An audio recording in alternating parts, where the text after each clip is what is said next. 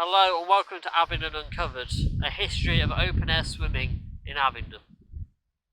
Now this is a bit of an unusual subject to make a documentary about, but I was researching about one part of the town's swimming history, and then I just got really interested in the general history of open air swimming.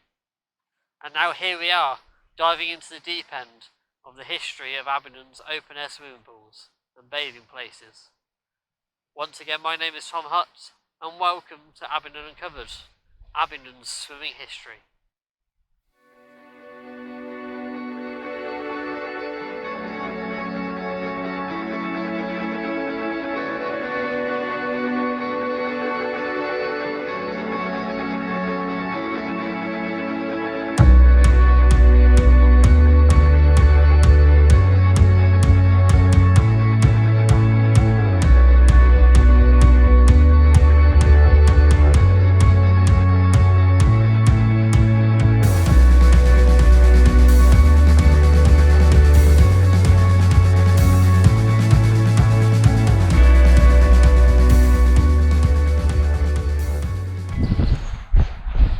Now the history of open air swimming in Britain goes back many centuries. Through my research I've discovered there was even records of open air swimming all the way back to when the Roman Empire ruled over our lands. Now I won't go too thoroughly into the general history of open air swimming, as it is a very long and detailed story which has got way too much detail for my little documentary. But I will provide links in the description of a website I has found which has got a great history on the subject. So we're going to start Abingdon swimming history with a look at my favourite period of history, the Victorian era. Abingdon's first recorded dedicated bathing place was here, on what is now called Tiger Island. It is located next to the Abbey Meadows, just downstream from the Loch and Weir system. Now I don't have an exact date of opening, but I do know it was in the 1880s. Now there's only one way to get there, and that was via a chained ferry operated by the island attendant. I was very lucky recently to discover a photo of the chained ferry. Here it is on the screen now. This was a very simple design, literally a boat that you would pull from one side of a long rope and the same system on the other side. I have read that once the island had closed for the day, the ferry would be moored at the Nag's Head Island further down the stream. On today's documentary though, we are definitely not swimming to the island, but we will be taking a boat over to see if there is any features still remaining. On the island you had two segregated places for women and men to swim, because there was no mixed bathing at all. Also there was a block of changing rooms which you can see in this photo here. There's plenty of diving boards and a series of steps to help walk down into the water. Probably the best way to get a picture of what the island looked like in its heyday is these beautiful paintings by Oswald Goldry in the 1930s. It's the most detailed imagery of the island available. You can see the diving boards and the concrete structures to help get into the water.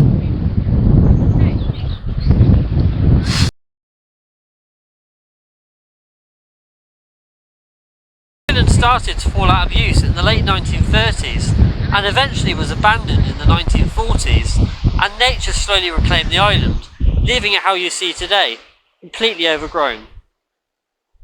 So now we've had a look at the general history of the island, let's take a trip over to see what's actually remaining and what can be still seen today. Okay, so here we are on Tiger Island itself. We've managed to just come up via this boat. As you can see, this is actually the original concrete steps that would have led directly into the chain ferry. So it's all still here, just crumbling away slowly. Let's have a look what else we can find. Yeah, so as you can see it's massively overgrown. Excuse me, Mr. Cross. Oh.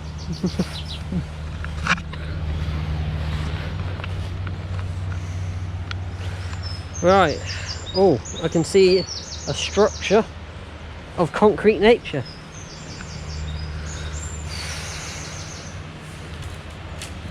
Ow.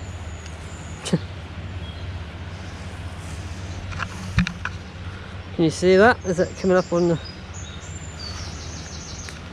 So this was more than likely the original base, the concrete base for the changing rooms.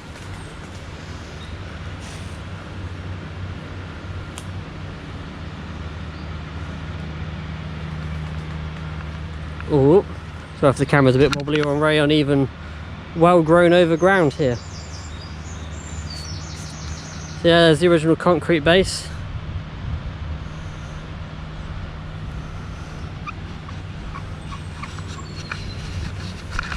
There is actually very little left over here.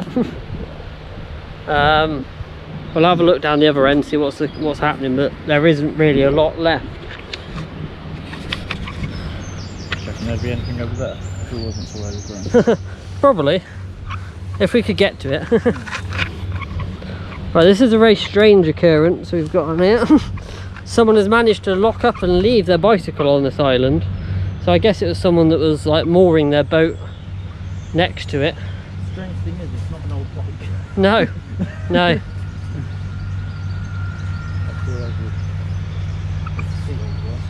There's a seat? Yeah, no. Oh.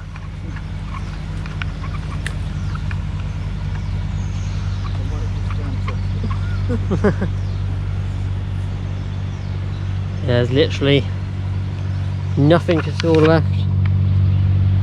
Let's have a look down by the water, see if there's anything visible there. Ow, my head.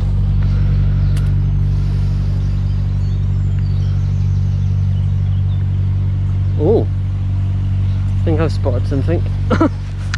See if I can get to it.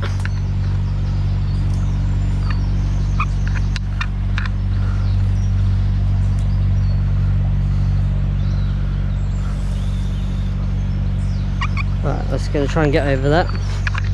Bear with me for 1 minute, people.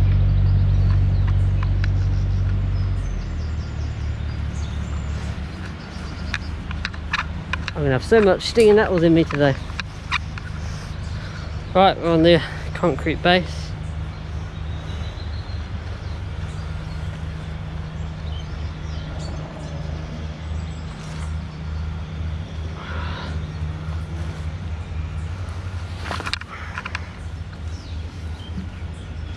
So I have spotted down here. Gonna find my way through it. Hey Matt, these life jackets are good for fawns. Yeah.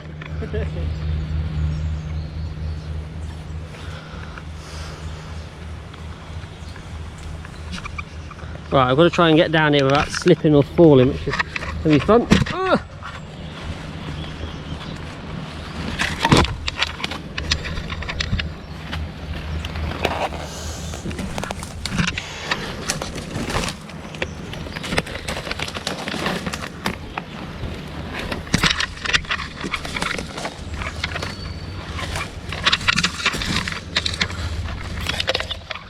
So there's a bit of a fight to show you, but I don't know if you can just about see it. There's another set of concrete steps here. So this was more than likely where, so as we mentioned in the rest of the documentary, this is actually segregated into two halves. There's one side for the gentlemen to swim in and one side for the women to swim in. Because of the Victorian times, they were very much more Christian, and you shouldn't have been swimming with ladies. Mac, can you do me a favour? Yeah. Just so I can get back up here, can you hold this camera for me? Absolutely. I'm a bit stuck. Stepped in copious amounts of goose food. Oh, nice. I'll just pass you over to my friendly cameraman while I get off this slope. There's a slip. So we're going to save this one for you being framed later on in the day. Yeah. Oh my. Hello. Right, I would go further down, sort of behind the main changing area there, but as you can see, it's just too overgrown to battle. If you had shoes on, we'd be able to do it. Oh. More beautiful.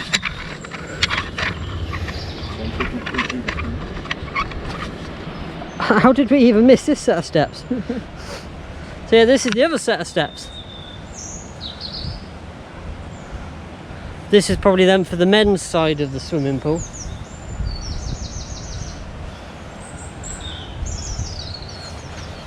It's funny to think how times have changed now, where it was at one point unacceptable to swim with a different sex, but now it is completely acceptable.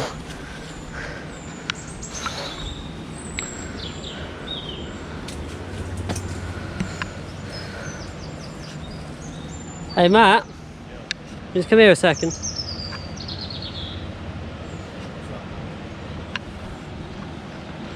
Oh well, I want to show the viewers something, but I need your help to guide me in this.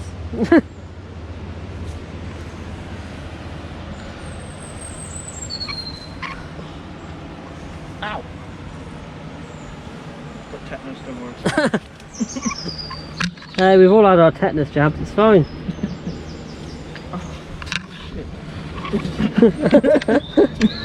Sorry for the language. Right.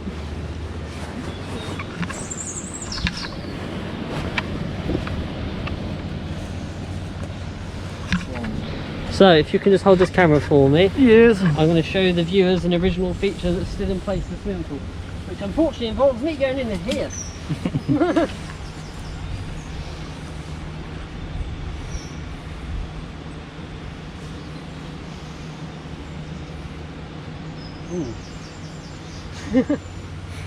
Fun? Yeah, definitely. You've got your shirt on, remember? Yeah, it's all good. Oh, my finger is killing. My tetanus is setting.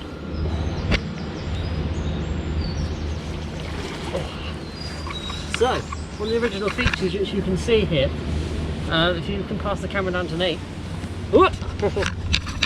So we've got the original railing here, so if you're having a swim, had a bit of a tiring moment, just hold on to this railing. And it stretches all the way around. Right, I'm going to get out now because it's very cold. If you can hold this for me. I might need a hand actually getting out.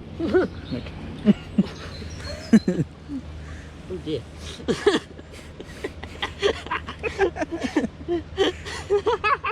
Are you stuck, good sir? I'm actually stuck, sir.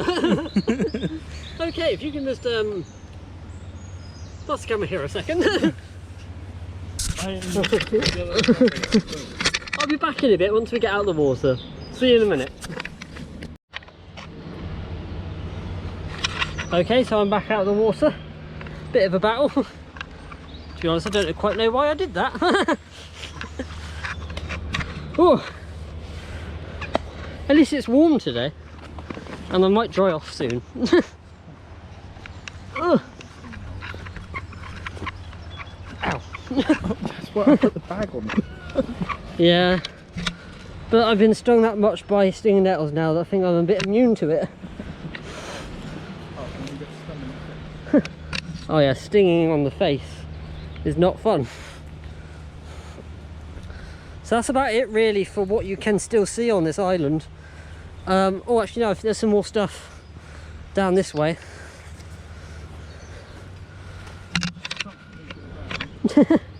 Ah, it's alright.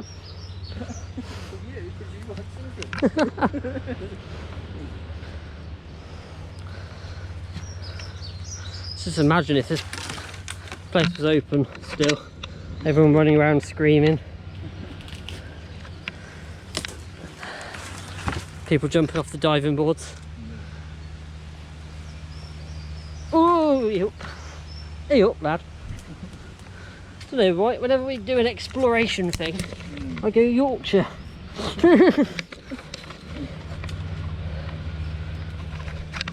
In the jungle, the mighty jungle, old Abingdon sleeps tonight. Right, we're nearly at the furthermost end to the island. Got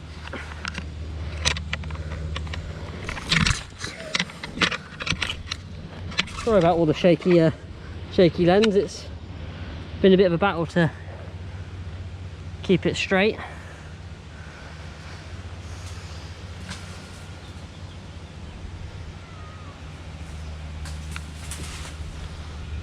Got to go up another log now.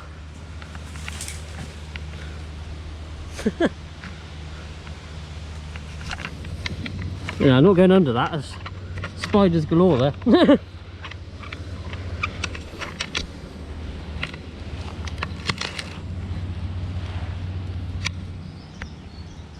I'm feeling primal chief today. But this is what we like doing. We like showing you the history that you can't normally get to. Don't know if you can see it just there. There's like another set of concrete steps to get in and out the water.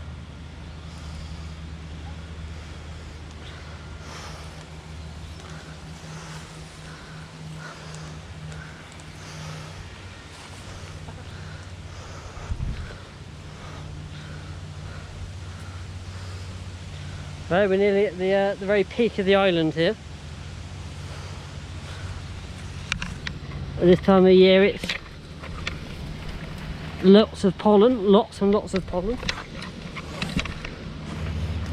So here we are, very tip of the island. Here's actually an original iron gate. See if I can get a better shot of that for you.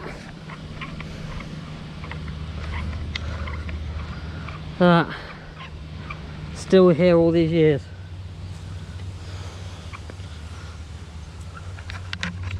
It's amazing actually when you can see that the actual iron of the gate is stuck into the tree. The tree's evolved around it. Isn't nature amazing?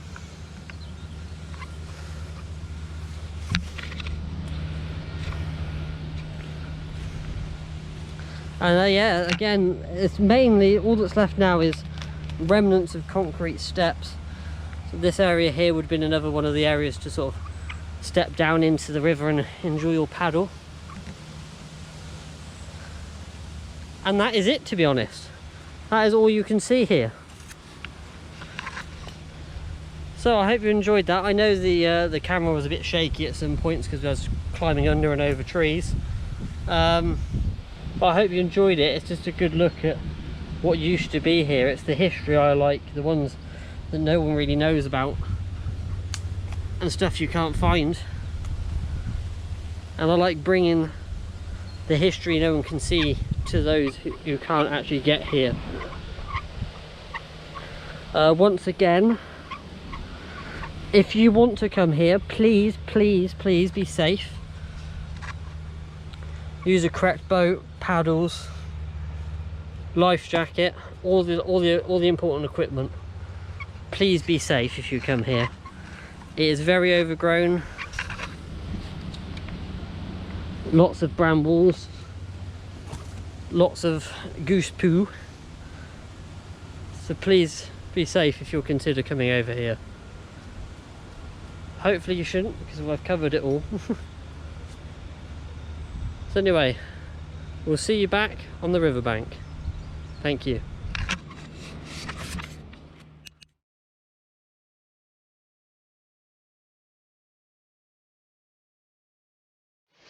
Abingdon got a brand new swimming pool dug out in the 1950s, here in the Abbey Meadow. Now this is quite late to build a swimming pool in my opinion, because according to my research, the golden age of outdoor swimming pools, or meadows as they are also called, was the 1930s. Now according to Wikipedia, over 100 lidos and outdoor pools were built in this period. They were probably incredibly popular at the time, due to holidays abroad being pretty much non-existent to the majority of the population, except for the very well off. But when holidays abroad became much more available and cheap, the classic British lidos began to decline. The new pool must have been very chilly as it was not heated, and it stayed that way up into the 1970s. Here is a photo of it in use in 1996. It was in this swimming pool that many children of Abingdon learned to swim, all the way up until the old jail leisure centre opened, and swimming lessons were held there instead. The new pool holds lots of fond memories of Abingdon residents. Every time I put photos up on the Facebook page, I get flooded with comments of people's great stories and memories about the childhood summers they spent here.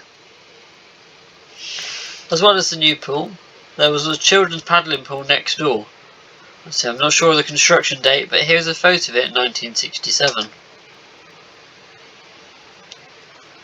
And here's another photo of the refurbished paddling pool in 2000. The paddling pool has now been replaced by the sprinklers, which you can now see, which are very popular in the summer months. The current pool has been amazingly popular over the many years it has been open, with attendance being huge in the summer holidays. Unfortunately, the pool has had to fight for its life on more than one occasion. First in 1995, then 2005, and most recently in 2015. But luckily, each time the pool has been saved with much help from dedicated groups who fight to save the pool and protect its history. The pool was most recently refurbished at a cost of £1.3 million in 2017. The refurbishment work included connecting the two separate pools together to make one large pool, and they also included a sloped area to help people with disabilities and limited access find it easier to get into the pool. As well as the main pool refurbishment, the changing rooms were also redecorated. The pool reopened to a great reception on the 16th of June 2018, and it is still running with great attendance to this day. And there we go, the history of open air swimming in Abingdon. I hope you enjoyed this documentary. Like I said at the start, it's a bit of a different subject to make a documentary on, but the more I researched into the subject, the more interesting I found it. So I hope you found it as interesting as I did. Again, I apologise, I was meant to sort of film around the pool area itself, but unfortunately sort of Better Leisure didn't want me to have access because I didn't have sort of the right insurance that they needed, which is a shame, but hey, these things happen. So I hope you enjoyed the video, and if you aren't subscribed to the channel, please hit the subscribe button and leave a comment if you want to as well, and make sure you like the video. Thanks very much, see you soon, old Abingdon.